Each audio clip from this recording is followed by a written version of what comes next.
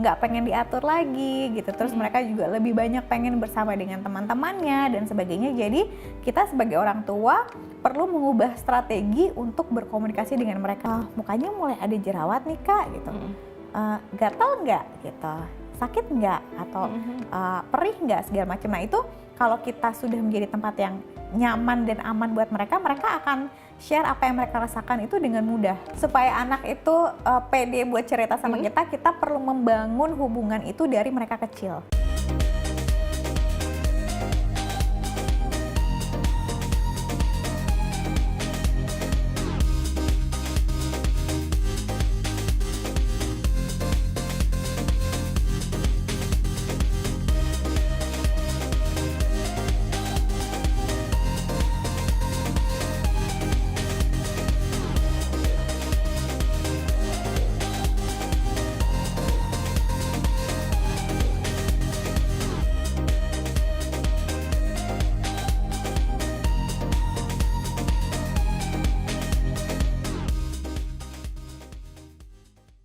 Hai Bunda-Bunda, apa kabarnya? Semoga sehat selalu ya. Senang sekali saya Azahra Masid dapat menjumpai Bunda-Bunda kembali di program kesayangan kita.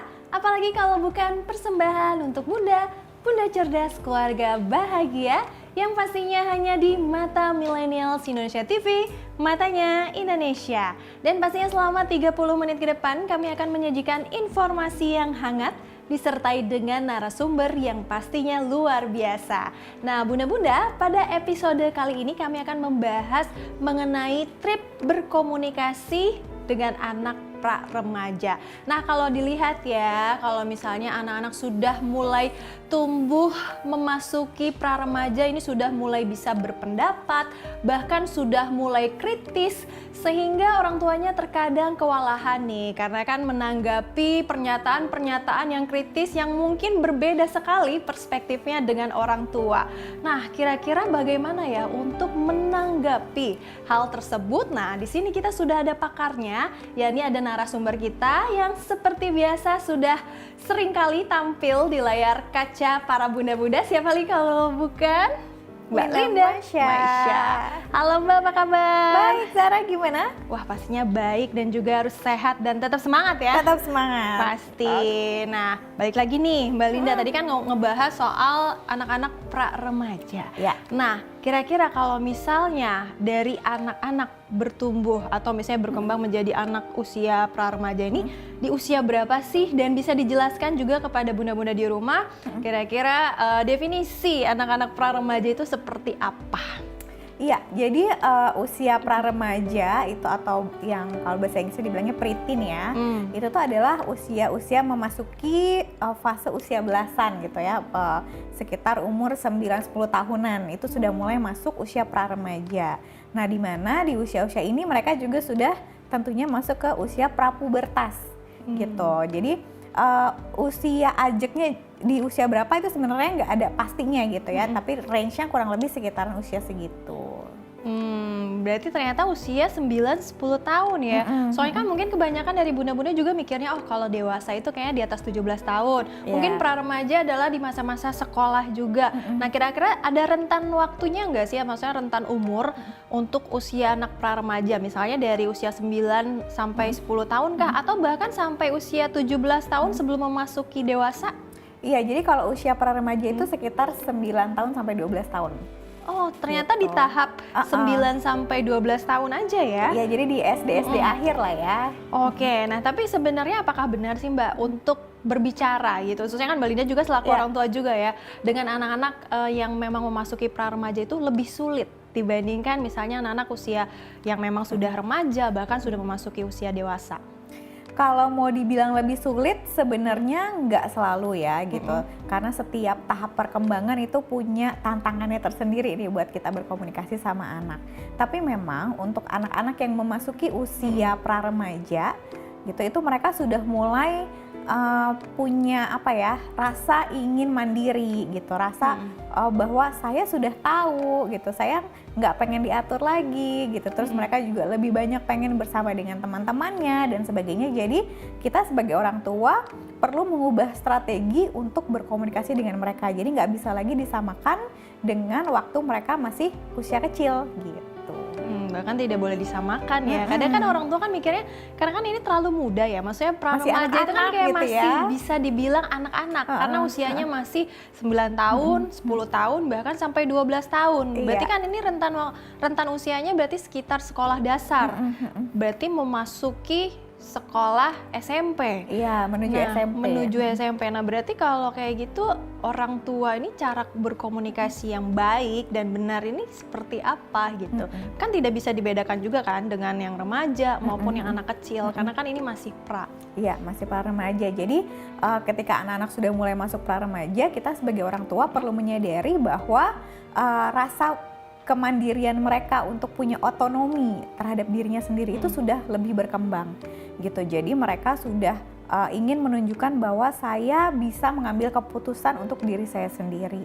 Saya pengen nggak semuanya tuh diatur-atur sama orang tua. Saya pengen banyak berkegiatan tuh sama teman-teman. Nah, itu yang kita perlu pahami dulu nih sebagai orang tua, yang mana hal tersebut adalah hal yang sangat wajar gitu. Jadi kita supaya bisa masuk ke anak, yang pertama adalah kita perlu menjadi pendengar dulu nih buat mereka gitu. Kita jadi pendengar yang baik sehingga mereka pun merasa nyaman untuk menyampaikan apa yang sedang jadi concernnya mereka gitu. Misalnya mereka lagi tertarik terhadap sebuah topik gitu ya, jadi mereka nyaman untuk diskus sama orang tuanya. Terus juga kita perlu ngasih mereka kesempatan buat berkegiatan bersama teman-teman karena itu memang sesuatu hal yang alamiah gitu ya, bukan berarti anaknya sudah nggak suka di rumah, sudah nggak sayang orang tuanya, enggak gitu. Memang itu fase perkembangan yang mereka itu sudah mulai keluar gitu ya, aktivitas sosialnya sudah lebih banyak. Jadi kita juga perlu ngasih mereka kesempatan buat explore di sana. Kurang Tapi lebih seperti itu. Kan tadi kan Mbak bilang kalau di usia 9 dan juga 10 tahun bahkan mereka sudah bisa atau biasanya sudah mempunyai keinginan untuk mandiri, tidak mau diatur gitu. Memang itu adanya di tahap atau di usia 9 tahun ini. Karena kan kalau dilihat 9 tahun mungkin kayaknya kecil kalau, gitu ya. kalau saya itu mungkin masih usia maksudnya masih kelas 4 SD mungkin ya, sekitar segitu. Iya, jadi memang belum sebesar kalau mereka sudah remaja kayak SMP, SMA. Tapi memasuki usia pra remaja ini itu sudah mulai tumbuh gitu ya, sudah mulai berkembang kemampuan tersebut di otaknya mereka. Sehingga kita sebagai orang tua perlu memfasilitasi dengan itu tadi, memberikan koridor gitu. Jadi lewat komunikasinya bukan lagi satu arah yang kamu harus gini ya, nggak boleh gini segala macam. Kita perlu ngasih mereka pilihan. Ini ada pilihan A, B, C gitu. Kalau A begini, B begini, C begini, kamu pengen yang mana? Gitu. Jadi kita melatih mereka untuk mengambil keputusan berdasarkan option yang ada. Terus kita perlu melatih mereka untuk mempertimbangkan konsekuensi dari setiap pilihan gitu. Nah, jadi dari situ anak akan bisa mulai terlatih untuk mengembangkan kemandiriannya mereka secara benar gitu ya. Jadi bukan yang mereka benar-benar nggak mau diatur sehingga orang tua nggak bisa ngarahin sama sekali. Tapi kalau misalkan kita ngasih opsi ke mereka, kita terbuka untuk diskusi, maka anak juga akan merasa nyaman untuk mandiri sesuai dengan koridor yang aman. Gitu. Yang tepat juga pastinya. Karena kan kalau kebanyakan orang tua atau misalnya bunda-bunda juga, mereka bukan hanya misalnya tidak memberikan option, tapi mungkin ya udah yang penting ada feedbacknya aja nih dari anak. Tapi yang diharuskan itu adalah orang tua tuh harus memberikan option supaya anak itu makin bisa memilih, mengambil keputusan dengan bijak dan bahkan mungkin bisa lebih wisely ya. Iya betul. Dan itu kan nggak bisa tiba-tiba nanti pada saat mereka remaja atau dewasa kita berharap mereka sudah bisa berpikir dengan bijak, sudah bisa mengambil keputusan kalau nggak dilatih dari sejak usia pra remaja. Oke. Tapi kalau misalnya dilihat dari usia pra remaja sendiri, kira-kira yang memang di usianya mereka atau usia anak-anak ini perubahan apa aja sih yang terjadi gitu? Misalnya sebelum ada pembentukan karakter dari orang tua ya pastinya. Iya, kalau perubahan tentunya masuk pra remaja itu sudah mulai ada perubahan fisik ya, gitu. Jadi kita juga sebagai orang tua perlu ngasih tahu ke anak gitu bahwa nanti kamu mungkin akan mengalami perubahan fisik seperti ABCDE gitu ya. Ciri-ciri pubertas tuh kita bisa sampaikan ke mereka supaya mereka juga nggak jadi merasa asing dengan tubuhnya sendiri. Gitu, kayak misalkan badannya jadi lebih besar, mukanya lebih berminyak dan sebagainya. Mungkin ada yang udah mulai yang perempuan sudah mulai menstruasi, jadi ada jerawatan dan sebagainya gitu. Kita sebagai orang tua perlu mempersiapkan itu. Kita kasih tahu ke mereka bahwa akan ada perubahan-perubahan fisik yang terjadi. Nah, terus yang kedua, secara emosional kita juga perlu memberikan pendampingan buat mereka gitu. Kita kasih tahu ke mereka bahwa kalau misalkan kamu nanti ngerasa sedih atau misalkan intinya kalau kamu galau gitu, kamu nggak usah ragu untuk bilang sama mama atau papa gitu, sama ayah bunda bahwa itu bukan hal yang salah loh gitu, it's okay gitu. Kita ada di sini buat kamu. Jadi ketika nanti anak merasakan bahwa kan gejolak emosi otomatis ada ya ketika terjadi perubahan hormon gitu. Jadi ketika mereka merasakan itu, mereka it's okay gitu. Ini memang nggak nyaman tapi aku berada di tempat yang aman bersama orang tuaku gitu. Ya, jadi berarti sebenarnya diperlukan sekali untuk orang tua saling diskusi sama anak supaya anaknya juga semakin lebih dekat dan juga terbuka sama orang tuanya. Tapi kita akan break sebentar ya Mbak Linda. Jadi buat bunda-bunda jangan kemana-mana, tetap di Persembahan untuk Bunda.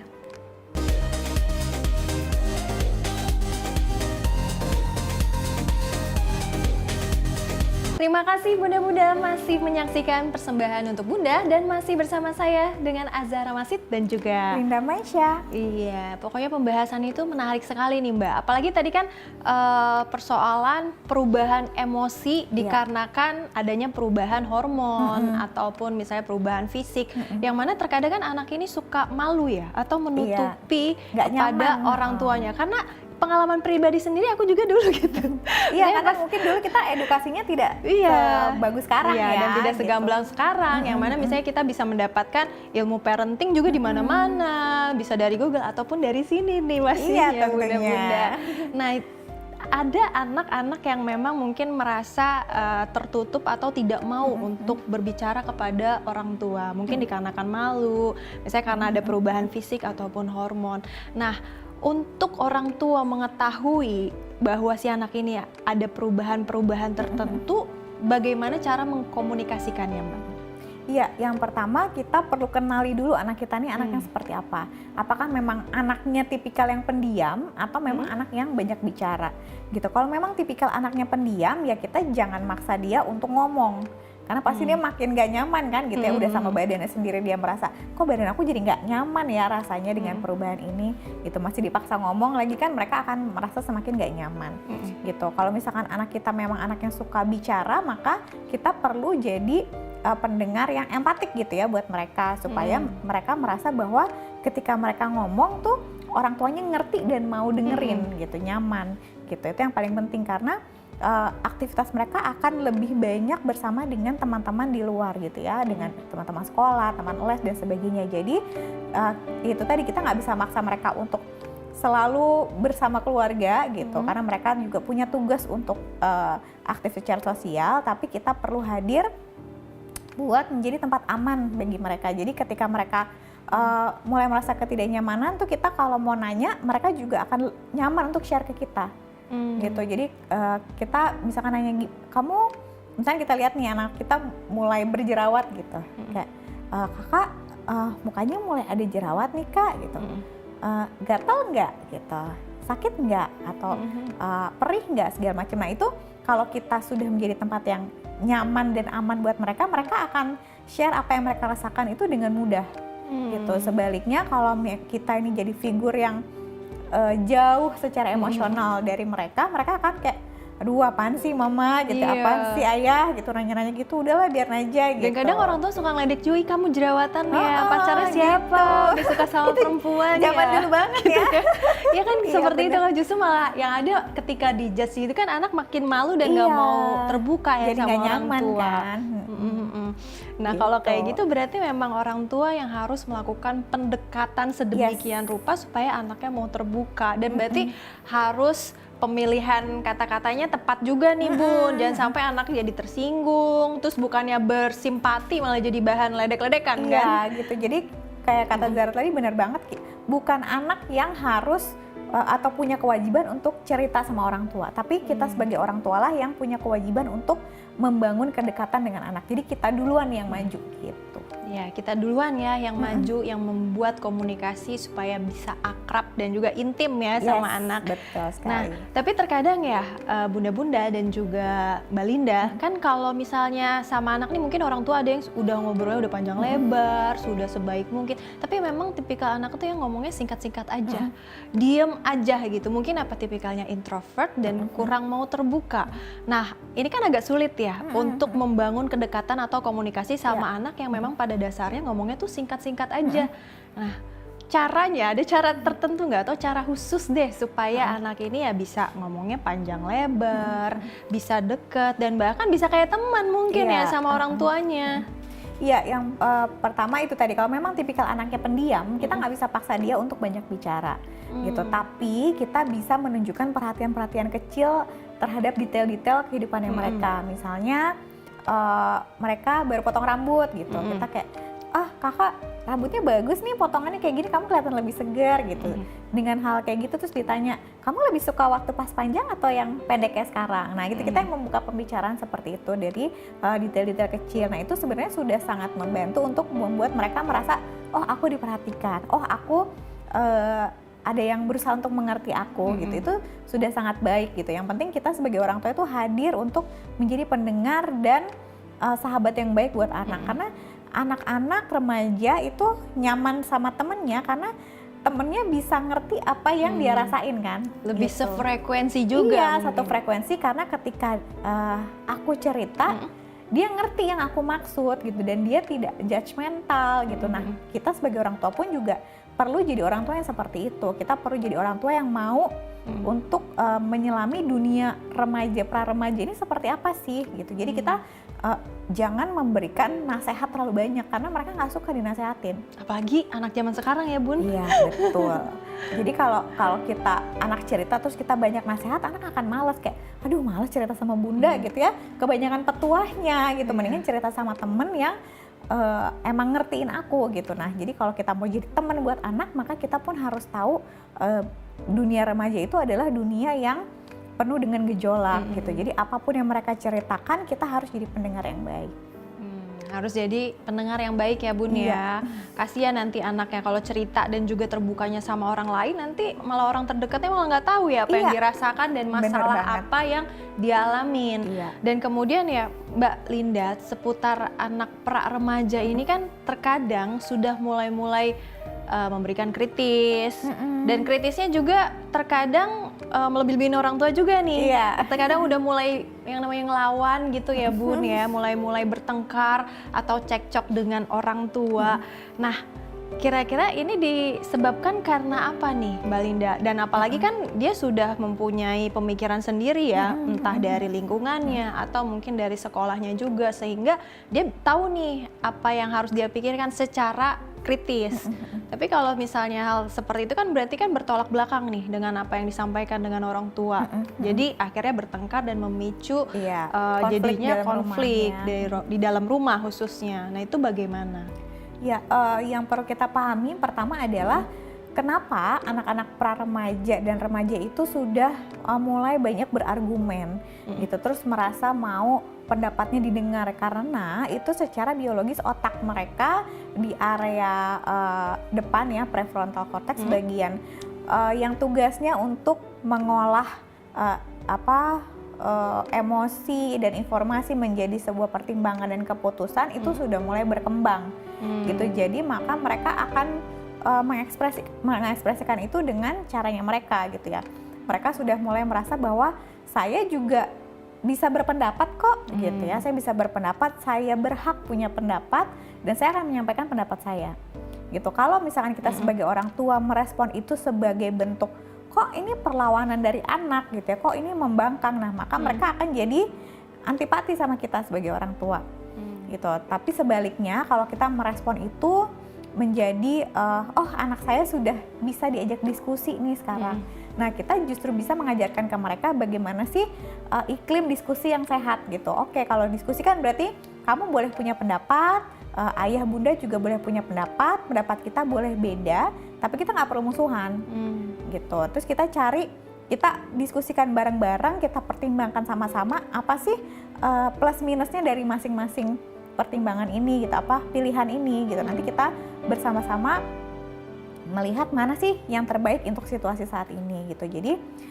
kita sebagai orang tua tidak mengekang anak dengan menutup pendapatnya mereka, tapi kita memfasilitasi dengan koridor-koridor yang ada. Karena bagaimanapun juga namanya otaknya di area tersebut baru berkembang, berarti kan belum berkembang dengan sempurna ya. Jadi kita sebagai orang tua tetap masih perlu ngasih koridor atau batasan supaya punya arah yang jelas dan tepat.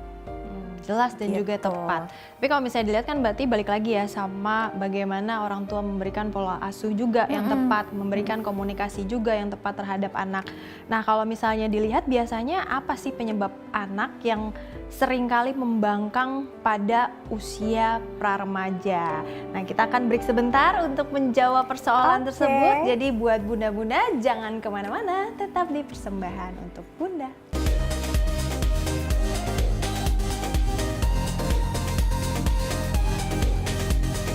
Terima kasih bunda-bunda masih setia di program kesayangan kita, yakni Persembahan untuk Bunda, dan masih bersama saya Zahra Masit dan juga Linda Maisha. Iya Mbak Ida, ini penting sekali nih buat para orang tua. Kira-kira penyebab apa sih yang sering kali terjadi sehingga anaknya ini membangkang padahal masih di usia pra-remaja? Apa sih kesalahan orang tuanya? Iya. Kenapa anak membangkang? Sebenarnya mereka itu jadi terlihat melakukan perlawanan atau membangkang itu karena mereka merasa bahwa mereka ini nggak didengarkan gitu. Mereka ini kan nggak sadar ya bahwa mereka itu sebenarnya sedang dalam proses belajar untuk bisa mandiri gitu. Yang mereka rasakan adalah saya udah gede, saya udah bisa ngambil keputusan, saya udah nggak mau diatur-atur. Itu yang mereka rasakan gitu. Mereka tidak menyadari bahwa mereka masih dalam proses nih, masih baru berkembang di area tersebut. Jadi kalau kita sebagai orang tua kayak tadi ya, ketika anak mengungkapkan pendapat kita langsung nggak bisa gitu dong gitu.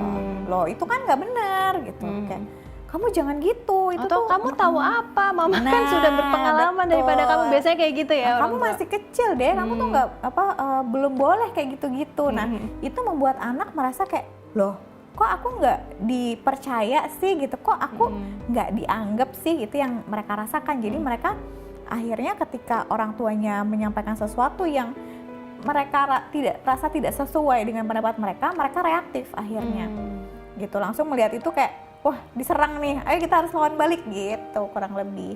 Tapi sebaliknya kalau kita sebagai orang tua melihat ketika ada ketidaksesuaian, terus kita tanyakan dulu kepada anak, kenapa kamu memilih hal tersebut gitu, kayak kenapa kamu suka main basketnya kok sampai sore banget deh gitu, sampai udah hampir malam gitu. Ditanya dulu, oh iya mas soalnya bla bla bla bla bla. Oh ternyata dia punya alasan yang menurut dia pasti benar gitu kan. Nah dari situ kita bisa jadikan itu bahan untuk diskusi. Oh iya deh kalau misalkan mama ngerti kamu suka banget basket gitu, tapi kalau kamu main basketnya kemalaman, kamu pas pulang udah capek nih, udah nggak konsen lagi buat ngerjain PR gitu. Gimana kalau, nah kita baru di situ kita ngasih koridor gitu kan. Gimana kalau main basket full day-nya di weekend. Jadi habis itu kan kamu bisa istirahat, nggak ada PR. Nah itu kalau kayak gitu kan anak merasa dimengerti daripada kita langsung bilang kamu nih udah tahu harus sekolah, main basket sampai malam, PR ntar nggak dikerjain. Nah kayak gitu kan anak merasa kayak kok aku kan senang main basket, kenapa aku nggak boleh main basket? Basket kan nggak bahaya. Nah itu kan nggak masuk di logikanya anak dan mereka ngerasa bahwa kebebasannya mereka jadi terkekang. Nah itu yang membuat mereka akhirnya jadi reaktif dan terkesannya jadi membangkang. Tapi sebenarnya ada perbedaan komunikasi nggak sih antara anak yang misalnya membangkang atau yang punya pemikiran kritis banget dengan anak yang tertutup? Sebenarnya anak itu cara mereka berkomunikasi itu mereka dari kecil ya, itu mereka meniru orang dewasa yang ada di sekitarnya. Jadi kalau anaknya suka bentak-bentak, kalau misalkan menyampaikan pendapat atau menolak pendapat, coba dicek lagi di rumah atau di sekitar lingkungan sosial anak, siapa yang kalau ngomong kayak gitu. gitu. Karena kalau misalkan semua orang di situ ngomongnya dengan tenang dan kalem, nggak mungkin anak itu akan teriak-teriak gitu. Jadi kita sebagai orang dewasa di sekitar anak, kalau misalkan anak melakukan tindakan seperti itu, coba kita cek lagi, kitanya gimana ke anak gitu. Jangan-jangan kita yang mencontohkan kepada anak untuk menyampaikan pendapat dengan cara seperti itu. Apalagi anak juga kan copy paste ya Bun Iya, ya, banget. misalnya dari orang tua, ketika walaupun mereka belum ngerti, tapi ketika orang tuanya marah-marah, walaupun bukan sama si anaknya, Dia terkadang nangkep. dia bisa meniru apa yang dilakukan oleh orang Iya, tuanya. betul sekali. Seperti itu. Jadi bunda-bunda harus hati-hati nih kalau marah-marah sama suaminya khususnya, jangan depan anak juga. Iya. Karena ini juga bisa, efeknya kan anak bisa meniru, bahkan mungkin dia jadi ngomongnya bisa jadi bentak-bentak juga, atau nadanya bisa jadi lebih tinggi, dan omongan perkataan kasar apalagi ya kalau misalnya orang tua lagi ngomong kasar, nah anaknya juga bisa niru nih. Mungkin nggak di depan orang tuanya, tapi Yes. terhadap lingkungan sekitar atau terhadap teman-temannya. Betul banget. Gitu. Nah, kira-kira nih Mbak Linda, gimana sih cara membuat remaja, pra-remaja khususnya agar percaya diri dan juga lebih terbuka saat ngobrol dengan orang tua? Karena kan ini masih cilik mungkin. Iya, kita ngeliatnya kayak masih Cilik. kecil ya gitu. Mungkin kalau ayam tuh masih pitik gitu ya. Gimana Iya. tuh Mbak? Nah, supaya anak itu pede buat cerita sama kita perlu membangun hubungan itu dari mereka kecil. Gitu. Dari mereka kecil itu kita sudah harus menjadi tempat aman dan nyamannya mereka. Jadi mau mereka menceritakan kegagalan apapun gitu ya, kesalahan apapun, kita sebagai orang tua perlu menjadi pendengar yang baik dulu. Gitu. Kita perlu menjadi orang yang bisa dipercaya sama anak untuk menerima apapun yang dia sampaikan sama anak. Gitu, karena kadang kan anak ketika masih kecil nih, mungkin sekitar kelas 1 SD gitu ya, masih belajar sesuatu, dia melakukan kesalahan, kan namanya orang salah, melakukan kesalahan pasti ada rasa nggak nyaman gitu. Itu mau anak kecil sampai orang dewasa sama. Nah, ketika ketidaknyamanan itu bisa diterima oleh orang tua bahwa it's okay merasa nggak nyaman, it's okay, mama bisa ngerti, bunda bisa ngerti bahwa kamu juga sebenarnya nggak pengen melakukan kesalahan ini, tapi gimana ya supaya besok-besok nggak terulang lagi, yuk mama bantu kamu untuk latihan, misalnya seperti itu. Nah, itu anak akan merasa bahwa seburuk apapun kondisiku, seburuk apapun yang aku rasakan, orang tuaku bisa menerima aku. Nah, itu yang dipupuk sejak dini, sehingga nanti pada saat mereka usia pra-remaja udah mulai ada galau-galaunya nih gitu ya, udah mulai bergejolak, mereka akan merasa nyaman dan pede-pede aja kalau mau ngomong ke orang tuanya gitu, bahwa ma aku kayaknya mulai suka deh sama si A gitu ya, misalnya gitu, tapi kayaknya dia nggak suka sama aku deh. Nah, kita nanggepinnya jangan kamu masih kecil. Udah naksir-naksiran gitu ya, karena yang disampaikan anak itu adalah yang mereka rasakan gitu. Kita justru harusnya memvalidasi gitu, oh iya kamu suka sama dia, kamu suka apanya gitu, apa yang bikin kamu suka sama dia gitu. Baru setelah anak cerita segala macam, baru kita bisa arahkan bahwa oh iya wajar sih kalau semakin kamu besar, kamu terus lihat teman kamu yang misalnya pinter atau misalnya bajunya selalu rapi, itu rasanya menyenangkan ya dek ngelihat itu gitu. Nah, jadi kita dari situ baru bisa mengarahkan bahwa di usia tersebut wajar kalau mengagumi teman sebaya, tapi itu bukan berarti urusan romantika gitu loh. Jadi kita masuknya dari situ, bukan langsung kamu masih kecil udah naksir-naksiran gitu. Iya. Anak kan ngerasa, loh aku kan emang ngerasa senang sama dia, kok senengnya nggak boleh gitu kan. Jadi berarti nggak secara diterima. nggak langsung kan kalau misalnya seperti itu orang tua mematahkan atau misalnya memutuskan apa yang menjadi pendapatnya dia, sehingga Iya. anak tidak boleh berpendapat. Dan khususnya kalau misalnya memang anak-anak lagi cerita, ya harusnya orang tua tuh dengerin Iya, dulu. betul. Kemudian kalau misalnya udah dengerin, baru mungkin orang tua ngasih nasihat ya, ngasih wejangan yang sesuai dengan koridornya pastinya, Iya, supaya betul. tidak salah kaprah dan anak juga semakin mengerti pastinya. Iya. Tapi kalau misalnya pada pra-remaja ini, kira-kira fasenya apa sih yang harus dipersiapkan oleh orang tua nih? Apalagi masa-masa umur 9 tahun sampai 10 tahun kan ya mulai kelihatan perubahan fisik, terus habis itu perubahan hormon juga. Terus mungkin dari segi edukasi ada nggak sih hal yang harus dipersiapkan selain dari cara berkomunikasi antara orang tua ke anak? Ya, yang pertama tentunya tadi kita perlu menyampaikan ke anak bahwa dia akan mengalami serangkaian perubahan gitu. Kalau itu sebelum itu terjadi, kita sebagai orang tua sudah ngasih tahu dulu ke anak, maka once itu perubahan itu datang, dia sudah nggak kaget lagi gitu. Dia bisa menyampaikan apa yang mereka rasakan gitu, apa ketidaknyamanannya kepada kita dengan lebih mudah, karena mereka nggak bingung mau ngomongnya gimana gitu, karena mama atau ayah sudah ngomong dulu nih, udah pernah bilang gitu. Itu termasuk sex education juga ya gitu. Pendidikan seksual itu sudah diajarkan sejak sebelum anak masuk usia pubertas. Jadi mereka tidak bingung lagi dengan kondisi tubuhnya, tidak mudah diperdaya oleh orang-orang jahat di luar sana gitu ya, yang karena anak nggak tahu, dia pengen cari tahu dengan tubuhnya, ini ada apa dengan tubuh saya, kok saya rasanya punya keinginan ini, keinginan itu dan sebagainya. Itu kan bisa dimanfaatkan oleh orang yang tidak bertanggung jawab ya.